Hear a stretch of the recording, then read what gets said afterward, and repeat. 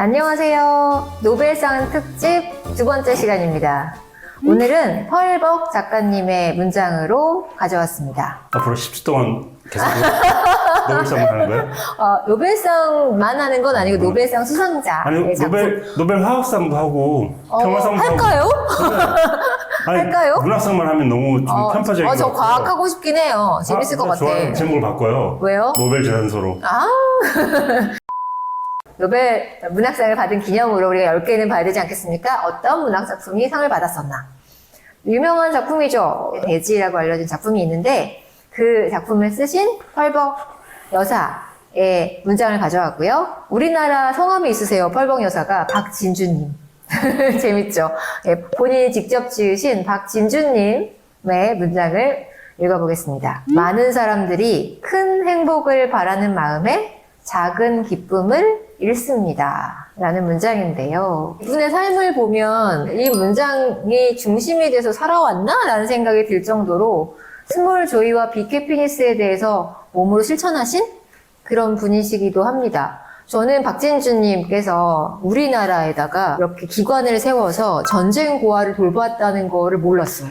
2차 세계대전 때의 전쟁 고아들을 우리나라에 직접 와서 돌봐주셨던 그런 되게 고마운 분이기도 하죠. 펄벅 선생님의 대지는 사실 원제는 Good Earth라는 좋은 땅. 네, 좋은 땅이라는 부동산 개발업자가 했습니다.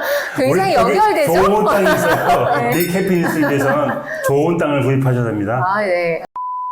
의외의 지역에서 태어나신 분이에요. 선교사이신 아버지를 따라서 중국에서 성장하신, 그래서 태어나서 살았던 곳이 굉장히 놀라운 좀 특이한 어떤 배경, 그 다음에 환경, 자기가 자라온 토양이 좀 다른, 남다른 그런 특징을 갖고 계시죠. 근데 비슷하게 또 키플링 선생님과 함께 비슷한 비판을 받고 계시죠. 중국을 지나치게 낭만적으로 표현했다. 그렸다. 네. 왜냐면 자기가 살았던 곳이니까. 곳이고 어린 시절 보냈기 때문에 예쁘게 그릴 수밖에 없겠죠. 근데 네네. 밖에서 봤을 때는 그렇게까지는 아닌데 라는 생각을 하게 되고. 그렇죠. 그래서 펄벅 선생님이 이 굿 얼스를 써서 가져갔을 때 사실은 출판사가 다 거절을 했다고 해요. 중국에 대한 소설을 누가 읽냐, 안 팔릴 거다라고 해서 아무도 안 냈는데 출간되자마자 막 베스트셀러가 됐다고 하죠. 또 이분은 여러 가지를 극복해낸 사람들의 얘기를 쓰셨기 때문에 전쟁을 치른 사람들 또는 그것을 겪었던 유럽의 사람들이 좋아했지 않았을까라는 생각은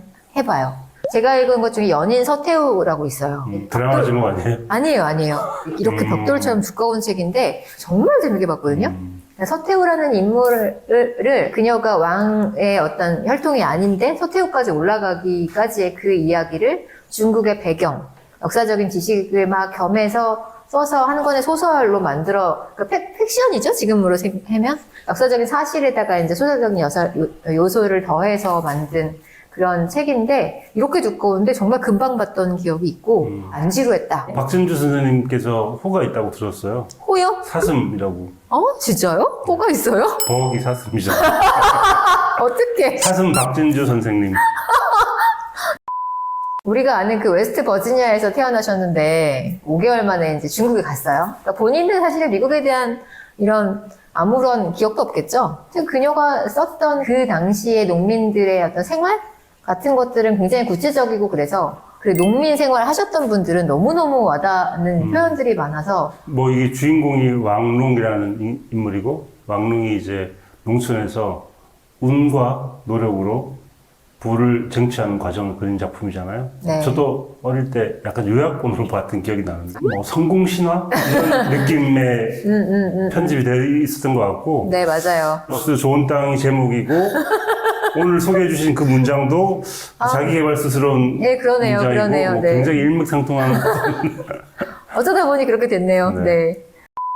저는 이제 펄벅 여사를 생각할 때 사회활동, 그리고 많은 전쟁 관련된 2차 대전 이후에 이 사람들을 돌보는 활동을 이 아버지가 선교사였기 때문에 어렸을 때부터 그것을 받고 그것들이 이제 어린 시절을 채웠고 본인에게 가장 기저에 깔려있는 것이 이제 사람에 대한 존중과 그것을 살려야 하는 어떤 구인에 대한 부분이 컸던 것 같아요. 그래서 그분이 했던 여러 가지 활동도 역시나 문학적인 활동과 함께 인정을 받아야 하지 않나? 또 기억해야 되지 않나 싶습니다. 그리고 펄벅이 선교사였다는 것도 중요한 것 같아요. 선교사였기 때문에 좋은 소식, 굿 뉴스를 많은 사람에게 퍼뜨려야 한다라는 생각을 가지고 있었고 문학 작품 역시 그런 생각으로 쓰여졌기 때문에 좀 선한 느낌이 있죠. 네. 작품들이. 네. 이분이 선택한 대상을 봐도 예를 들면 서태후가 태생부터 왕족인 친구가 아닌 기본적으로 그냥 우리가 모두가 똑같은 평민이라는 사람이 어디까지를 뭔가 달성할 수 있는가를 보여주는 그런 작품들을 주로 썼던 것 같고 그러기를 바랬던 것 같기도 하고 약간 그렇습니다. 1938년 노벨문학상을 수상했잖아요. 네네. 미국 여성으로선 최초. 네. 네. 문장 바꿔볼까요? 네, 그럴까요? 많은 사람들이 큰 행복을 바라는 마음에 작은 기쁨을 잃습니다. 네. 자, 바꿔봤습니다. 네. 많은 사람들이 작은 행복을 바라는 마음에 커다란 기쁨을 추구하지 않습니다. 글쓰기야말로 여러분에게 커다란 기쁨을 줄 것입니다. 노벨문학상 특집인가요?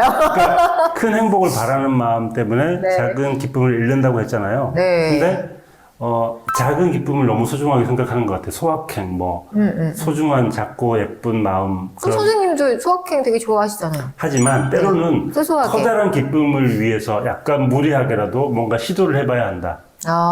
선생님의 기존의 멘트랑 너무 다른데? 그거 제가 하는 멘트 그쵸. 아닌가요? 그런데 주로? 참아라, 큰 게 있다. 그거 제 멘트인데? 커다란 투자를 한다든지 네. 어디가 가서 땅을 산다든지 이런 거는 네. 너무 자잘하죠. 정말 커다란 기쁨. 정말 커다란 기쁨. 글쓰기. 네. 네. 글쓰기는 여러분들의 인생을 되돌아볼 수 있고 갑자기. 여러분들의 삶을 한 단계 스텝업 시켜줄 수 있기 때문에 여러분, 지금 이거는. 그 어떤 시도보다도 아니요. 위험하며 여러분, 사실 위험한 시도죠. 어떻게 하시려고요? 네. 하지만 커다란 기쁨을 추구하려면 이 정도는 해줘야 된다. 여러분 지금 당장 종이와 펜을 꺼내시고 여러분들의 인생을 적어 나가십시오. 그러면 여러분들에게 커다란 기쁨을 맛볼 수 있는 기회가 생깁니다. 작은 행복에 안주하지 마세요. 커다란 기쁨을 위해서라면 여러분들 글을 쓰셔야 됩니다. 여러분도 노벨상 타실 수 있어요. 선생님. 네. 이렇게 열과 성을 다해서 말씀하시는 이유는 정말 그동안에 사실 사람들이 인정하지 않는 뒤에서 묵묵히 글 써오신 분들이 찬란하게 인정받았다라는 면에서 굉장히 기뻐하는 분들이 2배, 3배로 많은 그런 이번 수상이었고 그리고 역시나 앞으로도 이분들은 묵묵하게 자기 길을 가실 거기 때문에 여러분들 그분들이 지금 하는 활동들을 많이 응원해 주시고 가장 좋은 거는 책을 사주시는 겁니다. 여러분들이 읽고 싶은 책 이번에 굉장히 많이 발견하셨을 텐데 한강 작가님의 책뿐만 아니라 다른 작가님의 많은 작품들도 이번에 많이 접해보시고 읽어보시고 주변에 권해주시고 그런 활동이 되게 필요한 순간인 것 같습니다. 좀 반성하게 되는 것 같습니다. 다른 작가들은 묵묵하게 자기 소설을 썼는데 네. 전 너무 나불나불 그랬던 것 같아요.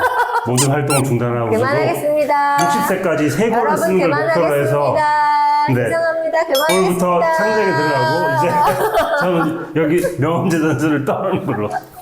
안녕히 계세요 여러분. 안녕히 계세요 여러분. 어떡해 진짜 오늘 무슨 코미디야.